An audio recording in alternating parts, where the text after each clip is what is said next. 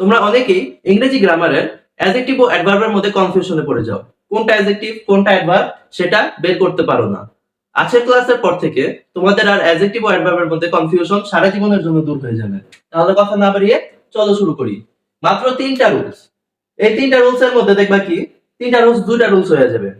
অনেকে অনেকগুলো রুলস পড়ায় কিন্তু আমি এত রুলস পড়াবো না, মাত্র 3টা রুলস এর মাধ্যমে এ টু জেড কমপ্লিট। দেখো, নাউনের সাথে সবসময় অ্যাডজেক্টিভ বসে। যেমন আমি বললাম সে একজন ভালো মেয়ে, তাহলে she is a good girl. দেখো এখানে গার্ল কি একটা নাউন না? গার্ল অবশ্যই একটা নাউন। এই নাউনের পাশে কি বসছে? গুড।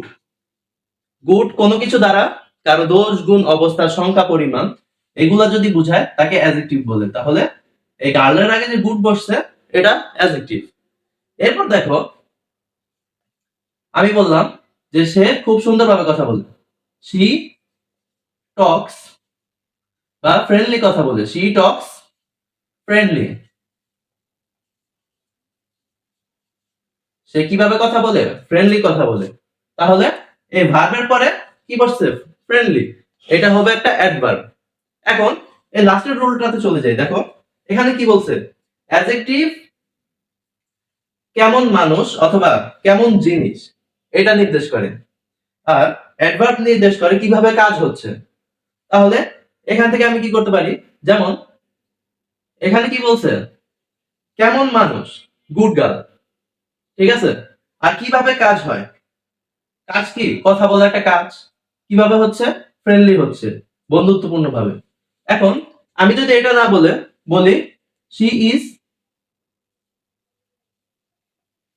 এ ফ্রেন্ডলি গার্ল, এটা কি হবে? দেখো she is a friendly girl, সে কেমন গার্ল? ফ্রেন্ডলি গার্ল মানে বন্ধুত্বপূর্ণ গার্ল। তাহলে এখানে কি হবে? এই যে দেখো এখানে হচ্ছে নাউন, নাউনের আগে কে বসে? অ্যাডজেক্টিভ। তাহলে ফ্রেন্ডলি হবে একটা অ্যাডজেক্টিভ। তাহলে 2টা রুলস এর ভিতরে চলে গেল। আরেকটা আছে অনুভূতিমূলক ভার্বের পরে অ্যাডজেক্টিভ বসে। যেমন I feel, I feel happy. আমি কি সুখী অনুভব করছি বা খুশি অনুভব করছি। তাহলে এখানে দেখো কখনো কিন্তু এখানে যদি এমসিকিউ কোনো চাকরি বা কোনো পরীক্ষায় অ্যাডমিশনে এমসিকিউ তে হ্যাপিলি থাকে অপশনে, হ্যাপিলি দিবা না, কারণ হ্যাপিলি হচ্ছে একটা অ্যাডভার্ব। তো এখানে কি হবে? অ্যাডজেক্টিভ হবে, সেহেতু এটা হচ্ছে হ্যাপি হবে। আই ফিল, এই ফিল কি একটা অনুভূতি না? ফিল, লাভ, তারপর লাইক এগুলা কি একটা অনুভূতি? এগুলা কিন্তু সরাসরি কোনো তুমি কায়িক শ্রমের মাধ্যমে কাজ করতেছো না।